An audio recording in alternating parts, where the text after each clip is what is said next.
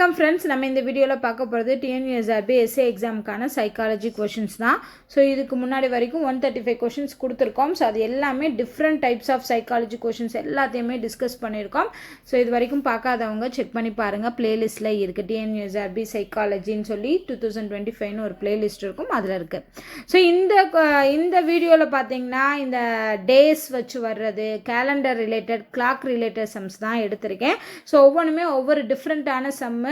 So இதை பற்றி தெரியாதவங்க மோஸ்ட்லி இந்த கேலண்டர் சம்மு அண்ட் கிளாக் இதுக்கெல்லாம் ஷார்ட்கட்ஸ் மெத்தட் தான் இருக்குது. அந்த ஷார்ட்கட்ஸ் மெத்தட் நீங்கள் தெரிஞ்சுக்கிட்டாலே ஆன்சர் பண்ணிடலாம். ஸோ ஃபஸ்ட் கொஷின் பாருங்கள். First day of the year other than a leap இயர்னு கொடுத்துட்டாங்க. அப்போனா என்ன அர்த்தம்?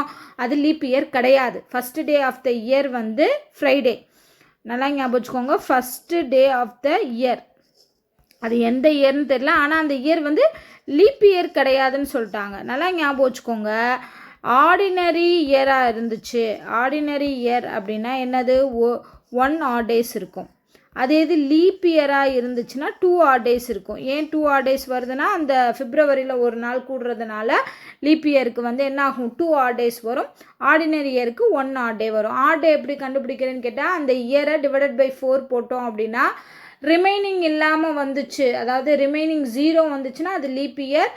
அது வந்து இல்லை ரிமைண்டர் வருது அப்படின்னா அது வந்து நார்மலி ஆர்டினரி இயர். இப்படி தான் நம்ம பார்த்துருக்கோம். ஸோ இதுக்காக தான் அது ஆர்டினரி இயர்னா 1 odd day, லீப் இயர்னா 2 odd dayங்கிறது தெரிஞ்சுக்கணும். அப்போ இது ஆர்டினரி டே. ஆர்டினரி டே அப்படின்னா என்ன அர்த்தம்? 1 odd day இருக்கும் அப்படின்னு அர்த்தம். ஸோ நல்லா ஞாபகம் வச்சுக்கோங்க. இப்போ இந்த வருஷம் முதல் நாள் ஃப்ரைடேனா அடுத்த வருஷம் முதல் நாள் என்னவா இருக்குன்னா, இந்த ஃப்ரைடேவோட இந்த 1ங்கிற ஆட் டேவை ஆட் பண்ணணும். அப்போ ஃப்ரைடே ப்ளஸ் 1ங்கிறது சாட்டர்டே. ஃப்ரைடே ப்ளஸ் 1ன்னா என்ன அர்த்தம்? ஒரு நாளை கூட்டினோம்னா சாட்டர்டே கிடைக்கும். அப்போ அந்த செகண்ட் இயரோட ஃபஸ்ட்டு டே இருக்கு இல்லையா, அதோட ஃபஸ்ட்டு டே என்னவாக இருக்கும்? சாட்டர்டேவாக இருக்கும். இந்த மாதிரி கேட்பாங்க. ஒரு இயர் வந்து இந்த நாளில் ஆரம்பிக்குதுன்னா அடுத்த வருஷம் எந்த நாளில் ஆரம்பிக்கும்னு கேட்டாங்கன்னா, அது லீப் இயராக ஆர்டினரி இயரான்னு பார்க்கணும். ஆர்டினரி இயராக இருந்துச்சுன்னா இந்த டேவோட 1 ஆட் பண்ணி சொல்லணும். இதே இது லீப் இயராக இருந்துச்சுன்னா இந்த டேவோட 2 ஆட் பண்ணணும். ஓகேவா? ஸோ அப்போ என்ன கேட்டிருக்காங்க? இது வந்து நெக்ஸ்ட் இயரோட ஃபஸ்ட்டு டே கண்டுபிடிச்சிக்கோ. இது இந்த இயரோட ஃபஸ்ட்டு டே சொல்லியிருக்கோம். ஆனால் என்ன கேட்டிருக்காங்கன்னா, what would be the last day of the year? அதாவது இந்த வருஷத்தோட கடைசி நாள் என்னவா இருக்கும் அப்படின்னா, அடுத்த வருஷத்தோட முன்னாடி இருக்க நாளாக தானே இருக்கும். ஓகேவா? ஸோ இந்த வருஷம் முடிஞ்சிட்டு அடுத்த வருஷம் ஆரம்பிக்குது அப்படின்னா அது ரெண்டும் முன்னாடி பின்னாடி வரக்கூடிய டேஸாக தான் இருக்கும். அப்போ எப்படி கண்டுபிடிக்கலாம்? இந்த வருஷத்தோட கடைசி நாளுங்கிறது 2வது இயரோட முந்தின நாளாக இருக்கும். அப்போ சாட்டர்டேவோட முந்தின நாள் என்ன? ஃப்ரைடே. ஓகேவா? ஸோ இதுக்குரிய ஆன்சர் ஃப்ரைடே. அவ்வளோதான். ஸோ இது ஞாபகம் வச்சுக்கோங்க. ஒரு வருஷத்துக்கு இந்த டேன்னு கொடுத்துட்டு அடுத்த வருஷம் எந்த டே ஆரம்பிக்குதுன்னு கேட்டாங்கன்னா ஆர்டினரி டேனா +1 போடணும். அதே இது லீப் இயராக இருந்துச்சுன்னா +2 போடணும். ஓகே, ஞாபகம் வச்சுக்கோங்க. அடுத்து 137 அப்படிங்கிற question. If it was Monday on 12th July 1965, then which day of the week was it on 14th August 1966? அதாவது என்ன சொல்கிறாங்கன்னா, 12 ஜூலை 1965ங்கிறது மண்டே. அப்படின்னா 14 ஆகஸ்ட் 1966 என்ன டே? அதுதான் கேட்டிருக்காங்க. ஸோ நம்ம நல்லா பாருங்கள். 12 ஜூலை 65லேருந்து 12 ஜூலை 1966 வரைக்கும் 1 இயரா?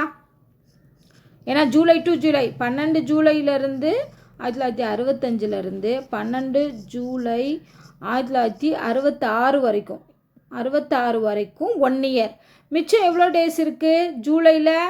ஜூலைங்கிறப்போ 31 டேஸ் இருக்கும். அப்போ இந்த ஜூலை மந்தில் ஒரு 19 நாள் ப்ளஸ் எது வரைக்கும் கால்குலேட் பண்ண சொல்லியிருக்காங்க? ஆகஸ்ட் 14.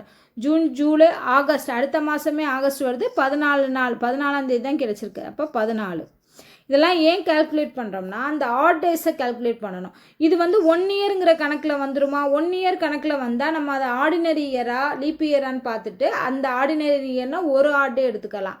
லீப் இயர்னா 2 odd day எடுத்துக்கலாம். ஸோ இதுக்கு ஃபஸ்ட்டு ஆட் டே கண்டுபிடிச்சோம்னா இது 1965, 1965லேருந்து 1966. 1965 வந்து லீப் இயரான்னு செக் பண்ணுறோம். எப்படி செக் பண்ணுறது? நான் சொன்னேன் இல்லையா, 1965 டிவைடட் பை 4 போடுங்க. டிவைடட் பை 4 போட்டிங்கன்னா என்ன கிடைக்கும்? அடிச்சு பாருங்கள்.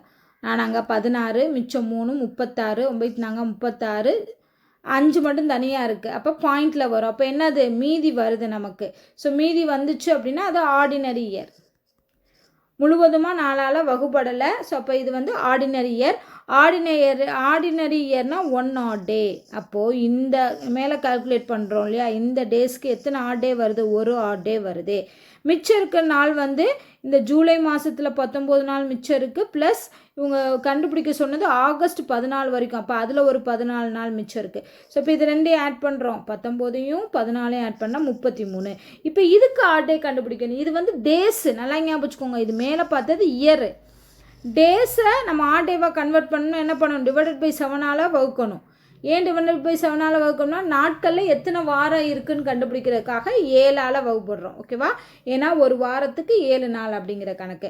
ஸோ 33 7ஆல் வகுத்தோம்னா எவ்வளோ ரிமைண்டர் வரும், 7 நாங்கள் 28. 28 போச்சுன்னா மிச்சம் 5. அப்போ அந்த 5ங்கிறது தான் ஆட் டேஸ்.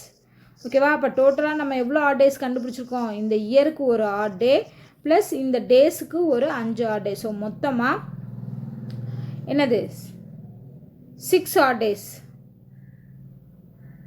ஓகேவா, 6 ஆட் டேஸ் வந்து கால்குலேட் பண்ணியிருக்கோம். சரி, இந்த 6 ஆட் டேஸை எதோட ஆட் பண்ணணும் அப்படின்னா நமக்கு என்ன தெரியும், ஸ்டார்டிங்கில் அவங்க என்ன டேன்னு கொடுத்துருக்காங்க, மண்டேன்னு கொடுத்துருக்காங்க. ஸோ அப்போ மண்டேலேருந்து நம்ம என்ன ஆட் பண்ணணும், 6 ஆட் டேஸை வந்து ஆட் பண்ணணும். ஸோ மண்டே ப்ளஸ் 6 அப்படின்னா என்ன அர்த்தம், Tuesday, Wednesday, Thursday, Friday, Saturday, Sunday. So 6வது நாள் வந்து என்னவா கிடைக்கும் நமக்கு, மண்டேக்கு அப்புறம் 6வது நாள் Tuesday, Wednesday, Thursday, Friday, Saturday, Sunday. So answer இதுக்கு சண்டே. ஓகேவா, ஸோ உங்களுக்கு புரியும்னு நினைக்கிறேன். ஃபஸ்ட் டைம் பார்க்குறீங்கன்னா கொஞ்சம் கன்ஃபியூஸ்டாக இருக்கும். பட் இதை நீங்கள் திருப்பி இந்த வீடியோஸ் பார்க்கும்போது உங்களுக்கு புரிஞ்சிடும். ஓகே, வேறு ஏதாவது டவுட் இருந்தால் நீங்கள் கமெண்ட் பண்ணுங்கள், நான் கிளியர் பண்ணுறேன். அடுத்த கொஷின் பார்க்கலாம். If 3 days before yesterday was Wednesday, what will be 2 days after tomorrow? நேற்றுக்கு 3 நாட்கள் முன்பு புதன்கிழமை. ஸோ ப்ரெசன்ட் டே, இன்னைக்கு டே வச்சுக்கோங்க. அதுக்கு முதல் நாள்னா தான் நேற்று. ஓகேவா, அப்போ எஸ்டர்டே. இதிலேருந்து மூணாவது நாளுங்கிறப்போ இங்கே தான் வெனஸ்டே வருது. அப்படி தானே, நேற்றுக்கு 3 நாட்கள் முன்பு புதன்கிழமை. அப்போ இது வெனஸ்டே அப்படின்னா இது தேர்ஸ்டே, இது ஃப்ரைடே, இது சாட்டர்டே, சண்டே. அப்போது இன்றைக்கி ப்ரெசன்ட் டேங்கிறது சண்டேவாக இருக்கும்.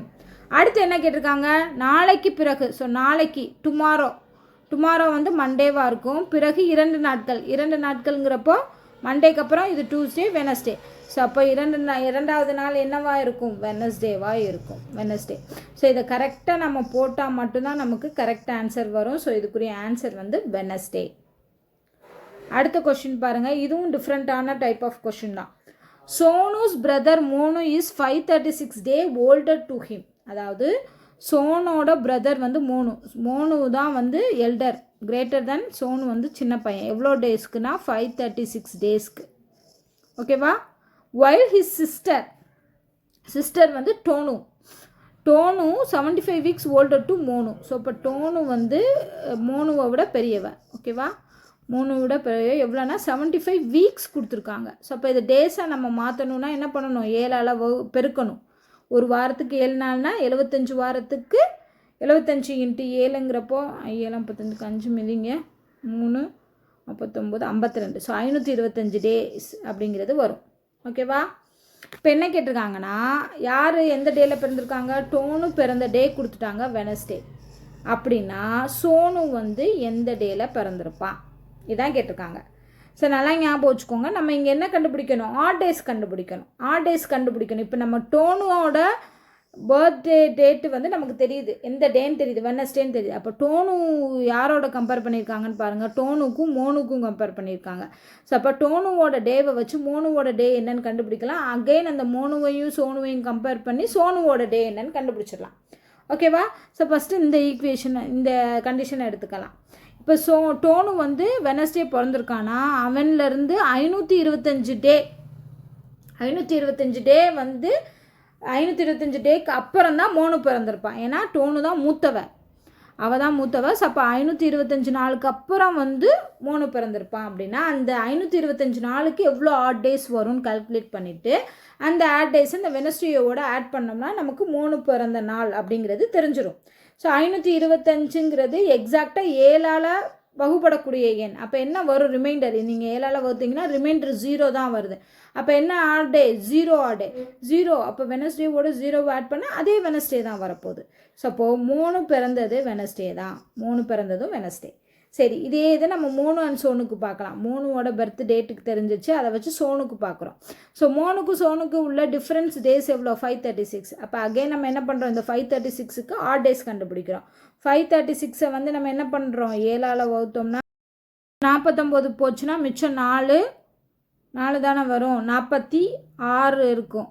46னா 7 35 6 7 42, மிச்சம் 4 வரும். ஸோ ரிமைண்டர் நமக்கு 4 வரும். ஓகேவா? ஸோ அப்போ 4 ஆட் டேஸ். ஆல்ரெடி மோனு வந்து வெனஸ்டேன்னு கண்டுபிடிச்சிருக்கோம். ஸோ வெனஸ்டேவோட 4 ஆட் டேஸ் ஆட் பண்ணோம்னா அதுதான் சோனுவோட பிறந்த நாள். ஸோ வெனஸ்டேக்கு அப்புறம் தேர்ஸ்டே, ஃப்ரைடே, சாட்டர்டே, சண்டே. ஓகேவா? ஸோ அப்போது சோனு பிறந்த நாள் என்னன்னு கேட்டாங்கன்னா சண்டே. ஓகே?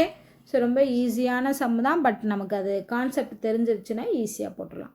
நெக்ஸ்ட் கொஷின் பாருங்கள். இந்த மாதிரி கொஷின்ஸ் வந்து நிறைய எக்ஸாமில் கேட்டிருக்காங்க. என்னென்னா 1993 அப்படிங்கிற அதே கேலண்டரில் வர அதே மந்த் அண்ட் டேஸ் வந்து எந்த இயரில் ரிப்பீட் ஆகும்னு கேட்டிருக்காங்க. Same for the year.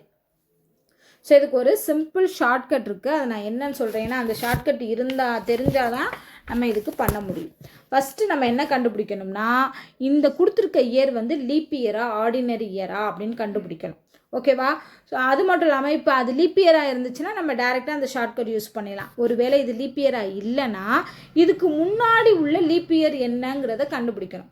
அதுக்கு 3 கண்டிஷன் வரும். அந்த கண்டிஷனை வச்சு தான் இந்த ஷார்ட்கட்டே. ஃபஸ்ட்டு நான் ஷார்ட்கட் என்னன்னு சொல்கிறேன். இப்போ இந்த கொடுத்துருக்க இயர் வந்து லீப் இயராக இருந்துச்சுன்னா இந்த இயரோட 28 இயர்ஸை ஆட் பண்ணணும். ஓகேவா? இது உங்களுக்கு புரியுதா? இல்லை அப்படின்னா இதுக்கு முன்னாடி உள்ள லீப் இயர்ஸ் என்னன்னு பார்க்கணும். அப்போ அந்த லீப் இயரோட 1 ஆட் பண்ணும்போது இந்த இயர் கிடைக்குது அப்படின்னா என்ன பண்ணணும்னா 6 இயர்ஸை ஆட் பண்ணணும். இல்லை லீப் இயராக இருந்திருக்கு, அதோட 2 இயர்ஸ் ஆட் பண்ணால் தான் எனக்கு இவங்க கொடுத்துருக்க இயரே வருதுன்னா அப்போ 11 இயர்ஸை இங்கே நம்ம ஆட் பண்ணணும். அதே இது லீப் இயர் ப்ளஸ் 3 இயர்ஸாக இருந்துச்சுனாலும் 11 இயர்ஸை ஆட் பண்ணணும். இதுதான் ஷார்ட்கட்டு. இதை வந்து எப்படி வந்துச்சுன்னா கேள்வி கேட்காதீங்க. இது ஷார்ட்கட். ஸோ அதனால் அதை அப்படியே ஞாபகம் வச்சுக்கோங்க. இது எப்படி இந்த leap year plus 1, leap year plus 2, leap year plus 3ங்கிறத கால்குலேட் பண்ணணுங்கிறத நான் இப்போ சொல்கிறேன். அதுக்கு முன்னாடி இதை மட்டும் ஞாபகம் வச்சுக்கோங்க. கொடுத்துருக்க இயர் லீப் இயராக இருந்துச்சுன்னா அந்த இயரோட 28 ஆட் பண்ணி எந்த இயர் வருதோ அதுதான் சேம் கேலண்டர் ரிப்பீட் ஆகக்கூடிய இயர். அதே இது லீப் இயர் ப்ளஸ் 1 இருந்துச்சுன்னா 6 year, leaf year plus 2, leap year plus 3 இருந்துச்சுன்னா 11 இயர்ஸ் ஆட் பண்ணும். நீங்கள் கேட்கலாம் லீப் இயர் ப்ளஸ் 4 ஏன் போடலை அப்படின்னு. 4 எப்படி வரும்? லீப் இயருங்கிறது 4 வருஷத்துக்கு ஒரு தடவை தான் வரும். ஸோ லீப் இயர் ப்ளஸ் 4 போட்டோம்னா அகெயின் அது என்னவாயிரும்? லீப் இயராக வந்துடும் இல்லையா? அகெயின் இந்த இது ரிப்பீட் ஆகும். ஸோ அதனால தான் leaf year plus 1, leap year plus 2, leap year plus 3 அப்படிங்கிறது மட்டும்தான் நமக்கு ஷார்ட்கட்ஸ். ஸோ இது உங்களுக்கு புரிஞ்சிச்சா? இப்போ நம்ம இந்த சம்முக்குள்ளே போகலாம். 1993 நமக்கு கொடுத்துருக்காங்க. இதில் லீப் இயரான்னு செக் பண்ணணும். அதுக்கு என்ன பண்ணுவோம்? 4ஆல் வகுக்கணும். மீதி இன்ஜி ரிமைண்டர் இல்லாமல் வகுத்துச்சுன்னா அது லீப் இயர், ரிமைண்டர் வந்துச்சுன்னா அது ஆர்டினரி இயர். ஸோ இதை பார்த்தாலே சொல்லிடலாம் it's not a leap year அப்படின்னு. ஓகேவா? ஸோ இதை அடித்து பார்க்கலாம். நாங்கள் 16 மிச்சம் 3 39.